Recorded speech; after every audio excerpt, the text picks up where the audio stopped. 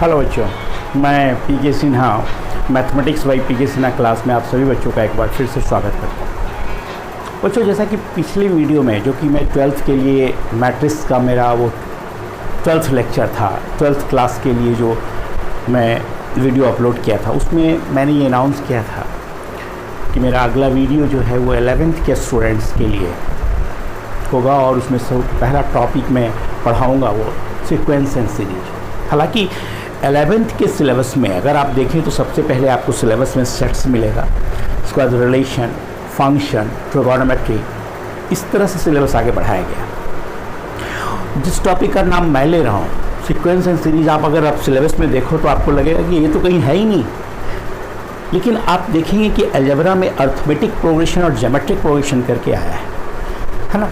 तो actually sequence and series में ही हमें अर्थमेटिक ज्योमेट्रिक के बारे में पढ़ना होता है और ये एक इंडिपेंडेंट टॉपिक है। मतलब ऐसा नहीं है कि इसके पढ़ने के लिए हमें और पहले भी कुछ जानकारी होना चाहिए, लेकिन अगर आप मान लो कि कोई और टॉपिक पढ़ते हो, सेट्स पढ़ते हो या सेट्स के बाद रिलेशन पढ़ते हो, रिलेशन के बाद फंक्शन पढ़ते हो, तो फंक्शन में ज़रूरत पड़ जाता है डोमेन निकालने के लिए, तो वहाँ ज़रूरत पड़ जाएगा कॉम्प्लेक्स नंबर, इमेजिनरी का क्वांटिटी के बारे में। तो मेरा जो सीक्वेंस है ये 11th के कोर्स को पढ़ाने का, उसमें सबसे पहला टॉपिक जो हम डिस्कस करते हैं वो है sequence and series. Sequence and series के बाद सेकेंड चैप्टर जो होता है वो मेरा होता है सेट्स का।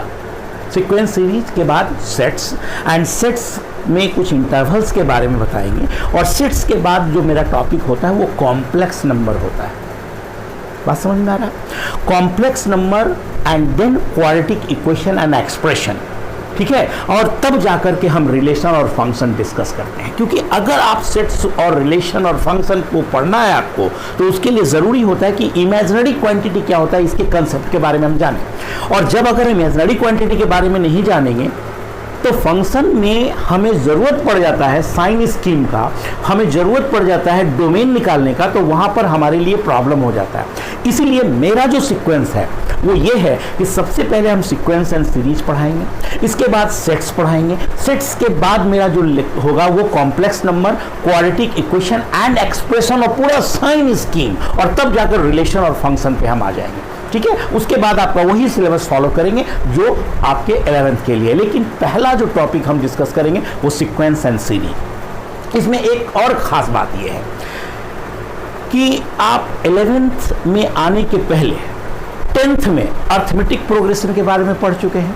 अगर उसी से मिलता जुलता कोई टॉपिक आपको मिले तो आपको बड़ा आसान लगेगा मैथमेटिक्स, और एकदम नया टॉपिक अगर आपके सामने आ जाता है तो आपको लगेगा कि पता नहीं ये क्या टॉपिक है। और अगर सिमिलर टॉपिक जो हम प्रीवियस क्लासेस में पढ़ चुके हैं उसी से लेकर आगे बढ़ा जाए तो हमको बहुत आसान लगता है, और हमको लगता है कि हाँ, अब इस कॉन्फिडेंस में जो होता है वो बढ़ जाता है। और एकदम न्यू टॉपिक अगर सामने आता है तो हमें थोड़ा सा दिक्कत महसूस होता है ना। मेरा इसी सब बातों को ध्यान में रख करके मैंने जो अपना सिलेबस बनाया है 11th के लिए, उसमें सबसे पहले हम डिस्कस करते हैं सीक्वेंस एंड सीरीज। तो चलते हैं, हम स्टार्ट करते हैं सीक्वेंस सीरीज। हाँ, 12th के स्टूडेंट्स इस बात को सोच करके परेशान नहीं होंगे कि मैं उनके वीडियोस को अपलोड करना छोड़ दिया। हाँ, मैं उनके लिए जो मैट्रिक्स का मेरा जो लेक्चर था 12 नंबर, उसके बाद मैट्रिक्स का जो 13th नंबर लेक्चर होगा, जिसमें मैं मैट्रिक्स के एनसीईआरटी लेवल के प्रॉब्लम्स को डिस्कस करूंगा, है ना। लेकिन आज का ये मेरा 11th के लिए पहला चैप्टर है, पहला लेक्चर है, यानी lecture number 1 for 11th students and competitive level also, क्योंकि जो स्टूडेंट्स 11th के साथ साथ कंपटीशन की तैयारी करें उनके लिए भी ये वीडियो बहुत ही फायदेमंद होने वाला है ना। टाइम वेस्ट नहीं करते हैं, वहाँ आ जाते हैं टॉपिक पे, sequence and series.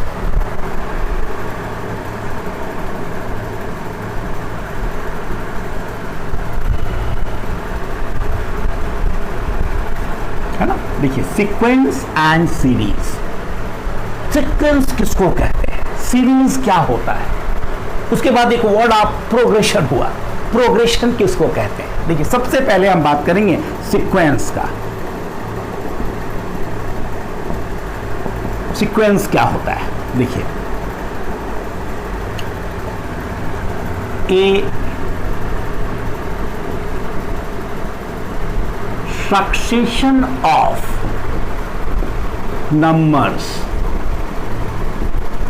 a succession of numbers according to some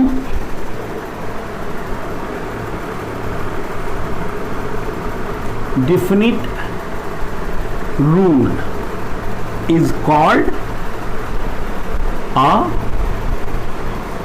sequence. Simple बात. A succession of numbers according to some definite rule is called a sequence. संख्याओं का क्रम जो निश्चित नियम पर आधारित होते हैं उसे हम सीक्वेंस कहते हैं. अब जैसे एग्जाम्पल में देखिए आप यहाँ पे 1 3 5 7 ये हुआ. देखिए 2 4 8 16 32 ये हुआ. फिर देखिए 1/2 1/5 1/8 1/11 ये हुआ. फिर देखिए यहाँ पर 2 22 222 2222 etc. are sequences. ये सब के सब सीक्वेंस है. क्यों सीक्वेंस है? क्योंकि ये देखिए नंबरों का एक क्रम, succession of numbers according to some different rule, नंबरों का एक क्रम जो निश्चित नियम पर आधारित है, सर्टेन रूल फॉलो कर रहा है. अब यहां पर क्या है आप देखिए, यहां पर 1 के बाद 3 है, आफ्टर 3 5 आफ्टर 5 7, यानी हर नंबर अपने प्रीवियस से 2 इंक्रीज कर रहा है. तो नेचुरली अगर 7 के बाद वाले कौन से नंबर आएंगे तो आप बताएंगे भाई 9 होगा, 9 के बाद 11 होगा, 11 के बाद 13 होगा. यानी नंबरों का एक जो कलेक्शन यहां पे है वो एक सर्टेन रूल फॉलो कर रहा है. इसलिए इस नंबरों के कलेक्शन को, इस नंबरों के क्रम को हमने नाम दिया क्या? सीक्वेंस. ठीक है. फिर दूसरा में आप देखिए यहां हर नंबर अपने प्रीवियस का 2 टाइम्स हो रहा है. 2 से मल्टीप्लाई कीजिए 4 इंटू 2 8 इंटू 2 16 इंटू 2 32. नेचुरली 32 के बाद वाले जो नंबर आएंगे 64 के बाद 128 के बाद 128 के बाद 256 एंड सो ऑन.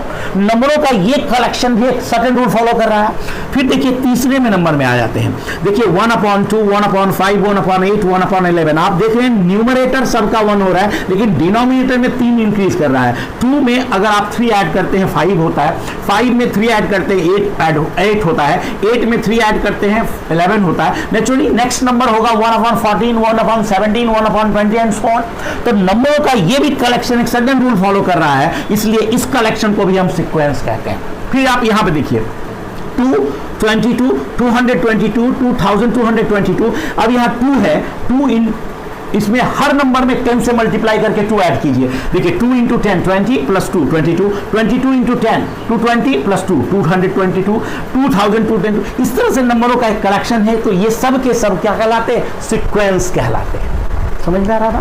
लेकिन अगर मान लीजिए एट रैंडम हम कोई नंबर लिखते हैं 2 7 8 11 15, ये कलेक्शन ऑफ नंबर हो सकता है, is not a sequence. Is not a sequence. ये एक सीक्वेंस नहीं है. क्यों सीक्वेंस नहीं है? क्योंकि यहां कोई रूल है ही नहीं. अगला नंबर कौन सा होगा वो हमारी मर्जी जो होगा वो हम लिख देंगे. तो यहां पर ऐसी बात नहीं है. यहां पर नेक्स्ट नंबर हम कुछ नहीं लिख सकते हैं, क्योंकि हमें पता है हर नंबर अपने प्रीवियस से 2 ज्यादा है, हर नंबर अपने प्रीवियस का 2 टाइम्स है, हर नंबर में डिनोमिनेटर 3 इंक्रीज कर रहा है. तो इस तरह के जो कलेक्शन होते हैं नंबर का, उन्हीं को हम कहते हैं सीक्वेंस. समझ में आ रहा है? स्पष्ट है यहां पे? चलिए अब आगे बढ़ते हैं. सीक्वेंस के बाद हम ये देखेंगे कि टर्म्स ऑफ द सीक्वेंस किसको कहते हैं.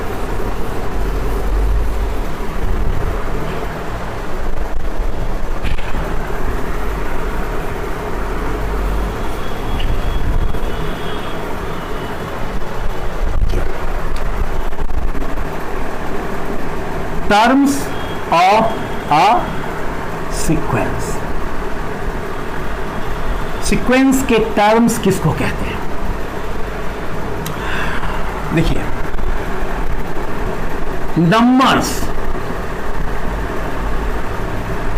which form a sequence are called terms of the sequence।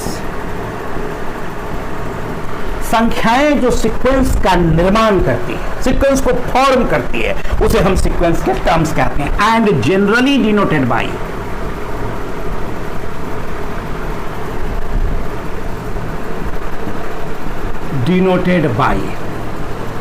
T1, T2, T3, Tn etc, है ना। बहुत सारे ऑथर ने A1, A2, A3, U1, U2, U3 किया, उससे कोई फर्क नहीं पड़ता है। T1 का मतलब टर्म 1, टर्म 2, टर्म 3, इसलिए हमने ये बताया आपको। T1 का अर्थ हुआ मीन्स फर्स्ट टर्म, T2 का मतलब हुआ मीन्स सेकेंड टर्म, T3 का मतलब हुआ मीन्स थर्ड टर्म। इस तरह से इस क्रम में हम आगे बढ़ें तो Tn का मतलब हुआ means nth term.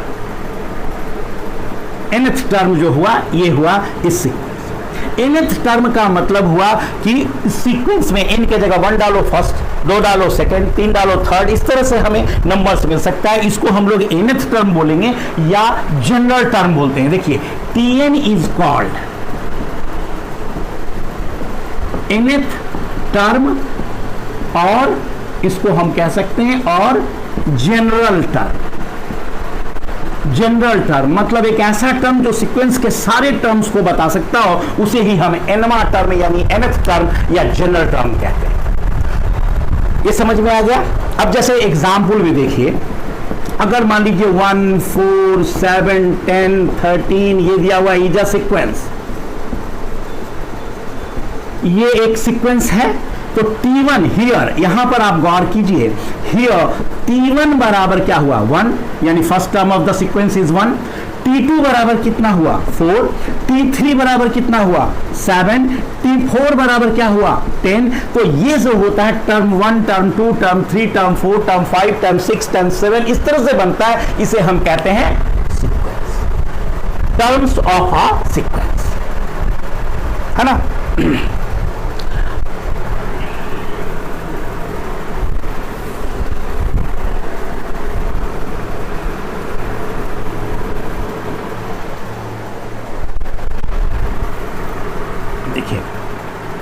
If Tn is the nth term of a sequence, अगर Tn nth term sequence का nth term है, then the sequence is also written as, sequence को ऐसे भी लिख सकते हैं, देखिए करली ब्रैकेट में आप Tn लिख दीजिए, यानी Tn is a sequence. Tn is a sequence का मतलब n की जगह 1 डालो, 2 डालो, 3 डालो, 4 डालो, सारे टर्म्स को निकाल लेंगे, है ना। इस पॉइंट को आप नोट में रख लीजिए।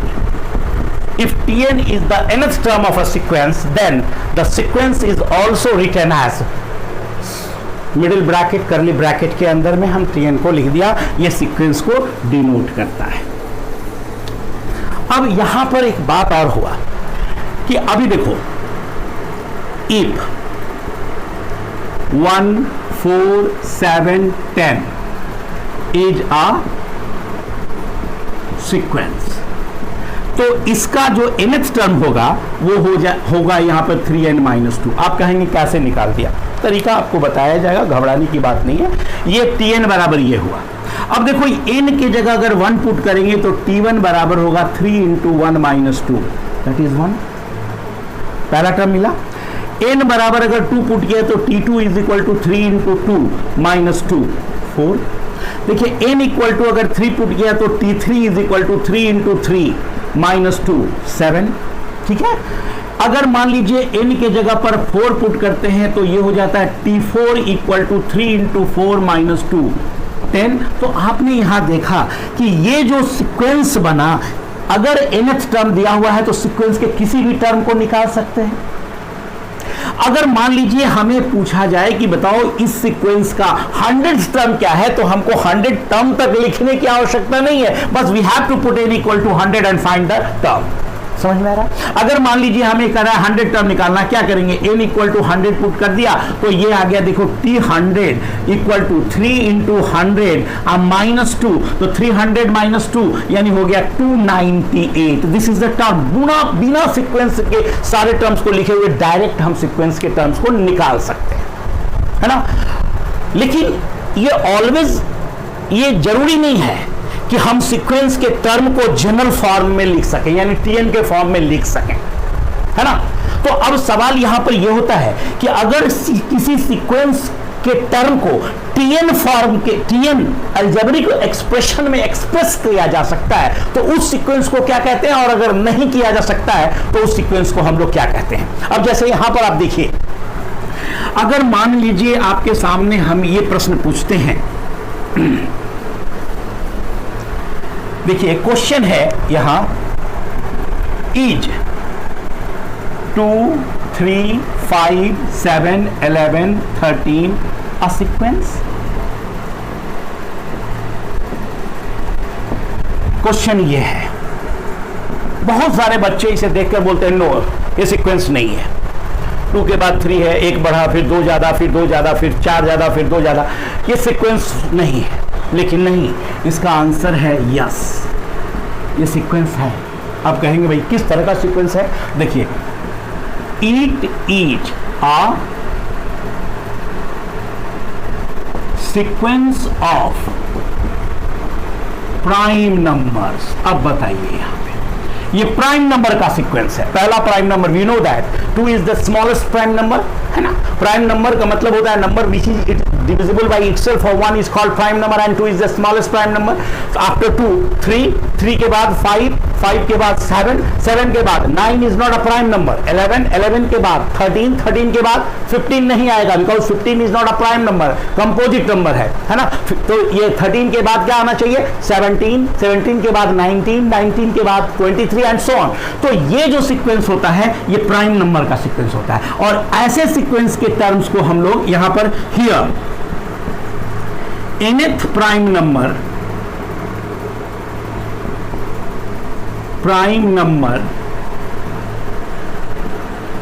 Can not B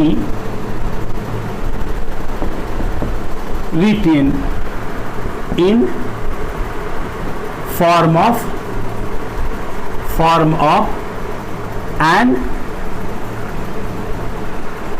algebraic expression। यहां nth prime number can not be written in term of an algebraic, nth prime number can not B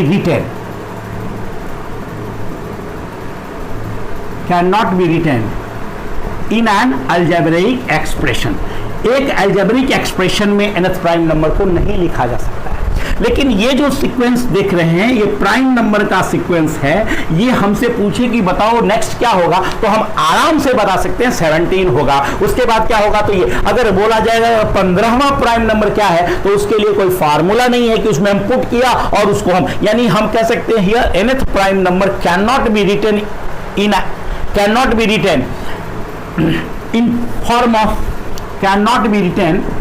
form of Tn, यानी Tn के फॉर्म में, that is in term of in general form, that is in general form में उन्हें express नहीं किया जा सकता है। ऐसा ही सीक्वेंस ये हुआ। तो अब प्रश्न ये होता है कि उस सीक्वेंस को हम लोग क्या कहते हैं, जिस सीक्वेंस के टर्म को हम जनरलाइज कर सकें, मतलब जनरल फॉर्म में लिख सकें, वो क्या होता है। और जिस सीक्वेंस के टर्म्स को हम लोग जनरल फॉर्म में नहीं कर सकते हैं उसे हम क्या कह सकते हैं। देखिए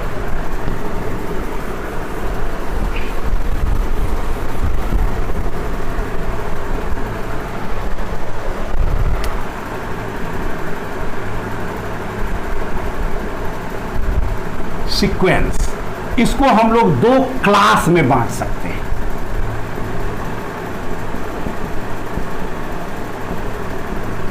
एक्सप्लिसिट सीक्वेंस और ये हो जाता है इम्प्लिसिट सीक्वेंस। एक्सप्लिसिट सीक्वेंस और ये हुआ इम्प्लिसिट सीक्वेंस। इम्प्लिसिट सीक्वेंस का मतलब होता है सीक्वेंस के टर्म को जनरल फॉर्म में नहीं लिखा जा सका। आप ये कह सकते हैं a sequence is said to be an implicit sequence if nth term of the sequence is not written in form of an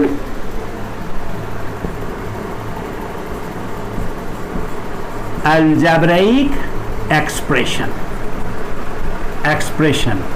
and said to be an explicit sequence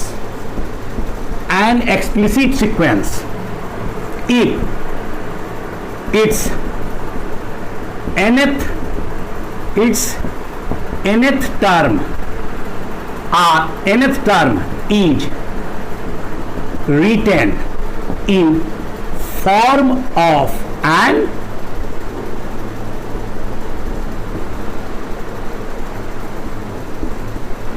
algebraic expression। एक sequence को implicit sequence कहते हैं अगर उसके term को general form में नहीं लिखा जा सकता है, और उसे एक्सप्लिसिट सीक्वेंस कहते हैं अगर उसे टर्म्स को जनरल फॉर्म में लिखा जा सकता है। हम ये कह सकते हैं so sequence of prime number is an implicit sequence.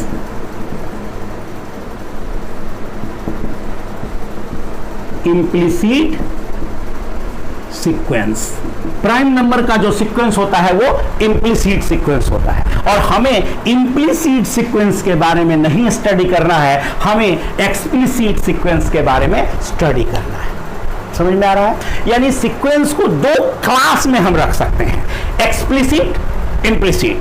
अगर सीक्वेंस के टर्म को एक्सप्लिसिटली एक्सप्रेस किया गया, मतलब उसको जनरलाइज किया जा सके, मतलब एक ऐसा टर्म के फॉर्म में लिखें कि सीक्वेंस के किसी भी टर्म को हम लोग डायरेक्ट निकाल सकते हैं, such type of sequence is called explicit sequence. And अगर सीक्वेंस के टर्म को जनरल फॉर्म में नहीं लिखा जा सकता है, यानी टीएन के फॉर्म में नहीं लिखा जा सकता है, वैसे सीक्वेंस को हम कहते हैं इम्प्लिसिट सीक्वेंस। समझ में आ रहा है? अब तो सीक्वेंस के बारे में जानकारी हमें मिला, जबकि इस चैप्टर में सीक्वेंस के साथ एक वर्ड और यूज किया था हमने, सीरीज। सीक्वेंस के बाद सीरीज। सीरीज किसको कहते हैं ये देखिए,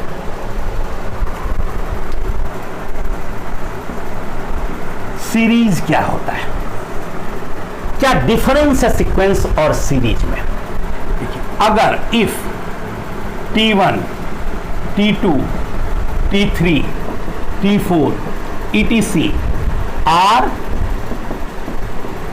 terms of a sequence, अगर T1 T2 T3 T4 T5 etc are terms of a sequence, then T1 plus T2 plus T3 plus T4 plus is called a series। देखिए, यही है डिफरेंस सीक्वेंस और सीरीज। सीक्वेंस कॉमा से terms को लिखा हुआ है, नंबरों का एक कलेक्शन है जो सर्टेन रूल फॉलो कर रहा है, और उन नंबरों को अगर ऐड कर दिया तो बन गया series. Sequence and series. Example में देखिए, 1 + 3 + 5 + 7 + 9 + 10 इज अ सीरीज। ये एक सीरीज है। क्यों? बिकॉज 1, 3, 5, 7, 9 इज अ सीक्वेंस, ये एक सीक्वेंस है, इसलिए इस टर्म को ऐड कर दिया तो बन गया सीरीज। सीक्वेंस एंड सीरीज में क्या डिफरेंस हो गया, क्लियर हुआ यहां पे। अब इसके बाद फिर हम देखें कितने तरह के सीरीज होते हैं।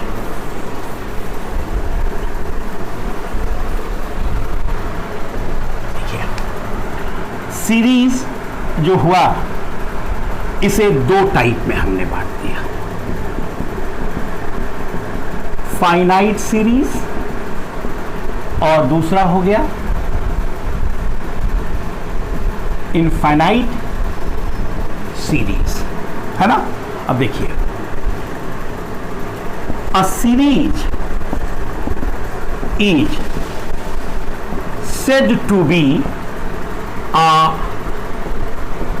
finite series if number of terms are finite and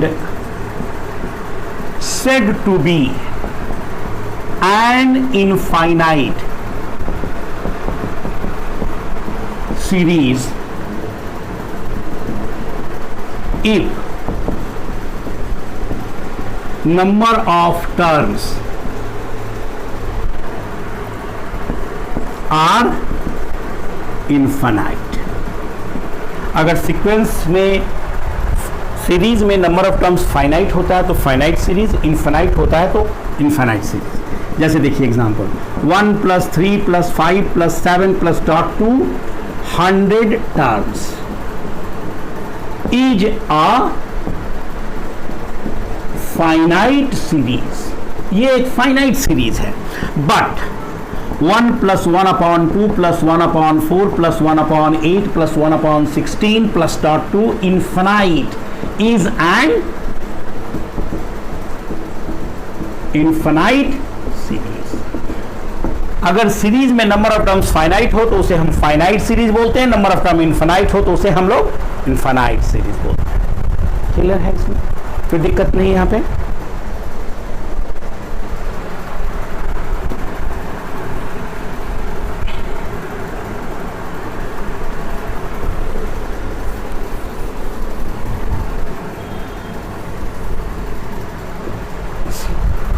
अब देखिए one special type of series is called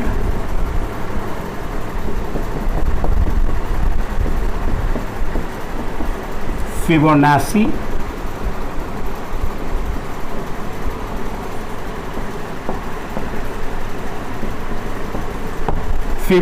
series. अब ये कहेंगे आप कि भाई ये किस टाइप का सीरीज है ना। One special type of series is Fibonacci series. एक रशियन मैथमेटिशियन थे जिनका नाम था लियोनार्डो फिबोनाची। उन्होंने इस सीरीज के बारे में बात किया, इसलिए उन्हीं के नाम से इस सीरीज को हम लोग फिबोनाची सीरीज कहते हैं। क्या है भाई, देखिए a series is said to be a Fibonacci series, है ना, if first and second terms are equal and after second term each term is the sum of two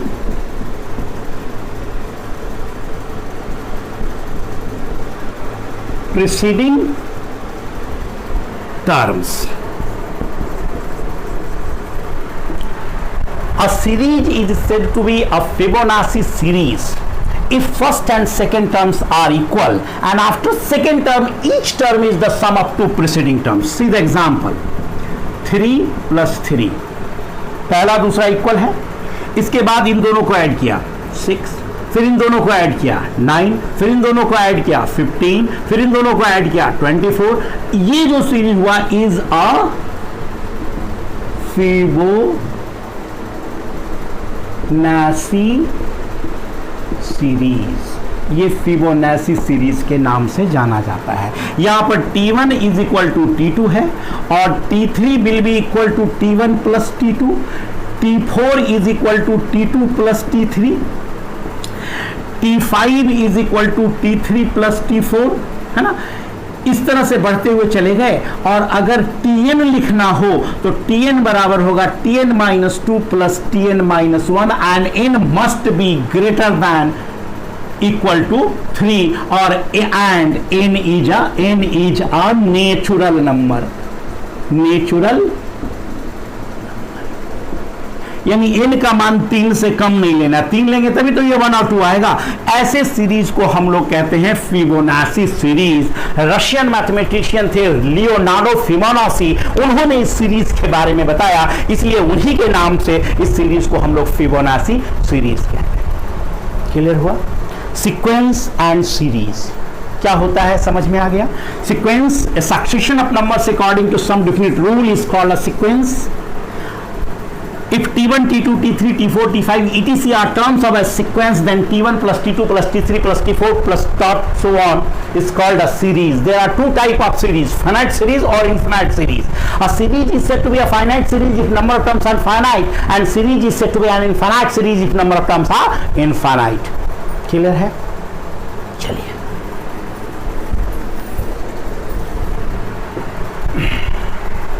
अब यहां पे देखिए, अगर ऐसा दिया हुआ है इफ इज अ सीक्वेंस, ये एक सीक्वेंस है where Tn equal to 3n square plus 2n, है ना। Find first 5 terms of the sequence, है ना। देखिए सॉल्यूशन क्या करना है, क्या लिखा हुआ है बाबू? Tn बराबर 3n स्क्वायर प्लस 2n, ये दिया हुआ है और पहला 5 टर्म हमें निकालना है, मतलब इनका वैल्यू T1 चाहिए, T2 चाहिए, T3 चाहिए, T4 चाहिए, T5 चाहिए। तो क्या करेंगे हम? Put n equal to 1, 2, 3, 4 and 5 respectively, ठीक है। अब देखिए T1 बराबर होगा 3 इंटू 1 स्क्वायर प्लस 2 इंटू 1 अर्थात 5। T2 बराबर हो जाएगा 3 इंटू 2 स्क्वायर प्लस 2 इंटू 2, यदि हो गया 12 अब प्लस 4 16। T3 बराबर हो गया 3 इंटू 3 स्क्वायर प्लस 2 इंटू 3, ये हो गया 27 अब प्लस 6, 27 प्लस 33, है ना। अब उसके बाद देखिए 3 square, 3 into 3 square plus 2 into 3, 3 square हुआ 9, 27 अब plus 6, 27 plus 6 33। T4 is equal to हो जाएगा 3 इंटू 4 स्क्वायर अब प्लस 2 इंटू 4। अब देखिए ये 16, 48 प्लस 8, अब देखिए 56। फिर आप यहां पर ये किया T5 इज इक्वल टू होगा 3 into 5 square plus 2 into 5 square 25, 75 अब प्लस 10 85। यानी आप कह सकते हैं फर्स्ट 5 टर्म्स आर 5, 16, 33, 56 और 80, 56, 85। ये जो सीक्वेंस हुआ, ये इसके पहले 5 टर्म्स को निकाल लिया।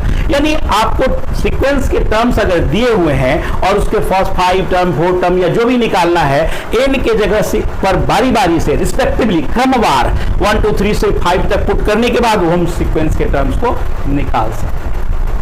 समझ में आ रहा है? ये तो हुआ सीक्वेंस एंड सीरीज के बारे में बात। अब हम लोग जाने कि प्रोग्रेशन क्या होता है। सीक्वेंस और प्रोग्रेशन में कुछ डिफरेंसेस है या एक ही चीज है ना? देखिए,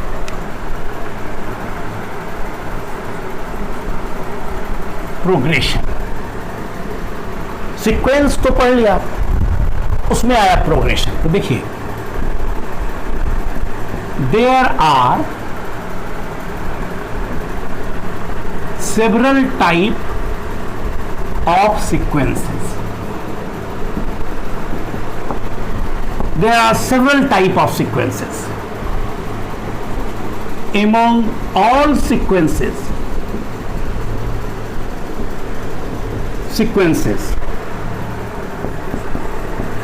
three special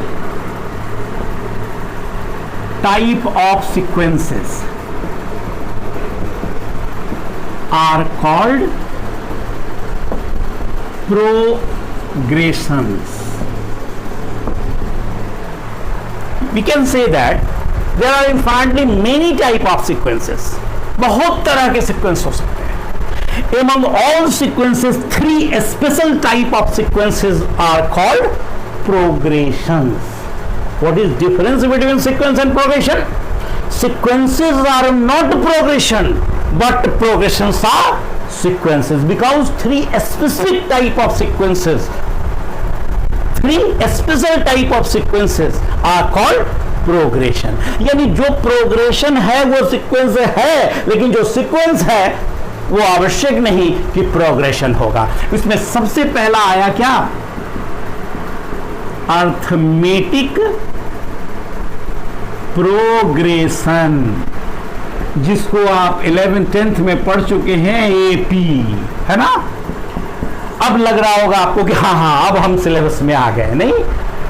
उसके बाद दूसरा हुआ जियोमेट्रिक प्रोग्रेशन, इसको कहते हैं जीपी, है ना? 11th में एपी और जीपी यही पढ़ना है, लेकिन हमने यहां लिखा 3 स्पेशल टाइप है, तो तीसरा भी होना चाहिए। और हम लोग यहां पर यह भी बताएंगे, ये तीसरा जो होता है इसको हम कहते हैं हार्मोनिक प्रोग्रेशन, जिसको शॉर्ट में कहा जाता है एचपी। यही 3 तरह का जो सीक्वेंस हुआ, इसे हम लोग अर्थमेटिक सीक्वेंस, ज्योमेट्रिक सीक्वेंस या हार्मोनिक सीक्वेंस कहते हैं, और उसी को प्रोग्रेशन कहा गया।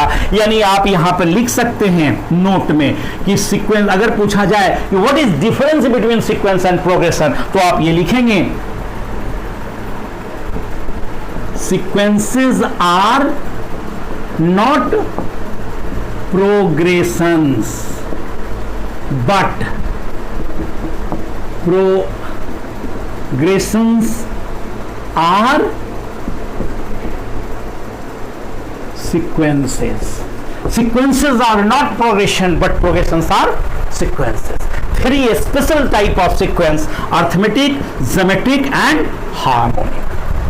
ये है 11th क्लास में आपको देखिएगा चैप्टर में सबसे पहले अर्थमेटिक प्रोग्रेशन, उसके बाद ज्योमेट्रिक प्रोग्रेशन दिया हुआ है, हार्मोनिक नहीं दिया हुआ है। लेकिन हम जब यहाँ पे डिस्कस करेंगे अर्थमेटिक, ज्योमेट्रिक और हार्मोनिक, इसे सिर्फ 11th के स्टूडेंट्स ही नहीं बल्कि पूरा ये स्टार्ट जो मैं कर रहा हूँ ये टॉपिक, उसमें पूरे 11th के साथ साथ कंपटीशन का प्रिपरेशन जो स्टूडेंट कर रहे हैं उनके लिए भी ये बहुत ही इंपॉर्टेंट चैप्टर है, सीक्वेंस एंड सीरीज। इसके बाद इससे रिलेटेड प्रॉब्लम्स जो कंपटीशन में पूछा गया है वो भी बताता हुआ चलूंगा मैं आगे, ताकि आपको दिक्कत ना हो, ठीक है? और हम जैसा कि बता चुके हैं, सीक्वेंस एंड सीरीज पढ़ाने के बाद मेरा दूसरा टॉपिक होगा सेट्स, एंड सेट्स के बाद फिर हम कॉम्प्लेक्स नंबर पे आ जाएंगे, और कॉम्प्लेक्स नंबर के बाद फिर से हम क्वाड्रेटिक इक्वेशन, एक्सप्रेशन, एंड तब जाकर रिलेशन और फंक्शन को डिस्कस करेंगे। समझ में आ रहा बात? हम यहाँ पर अगले वीडियो में फिर हम प्रोग्रेशन, अर्थमेटिक प्रोग्रेशन के बारे में बताएंगे, उसके प्रॉब्लम्स के बारे में बताएंगे। आज का ये वीडियो यही तक है ना?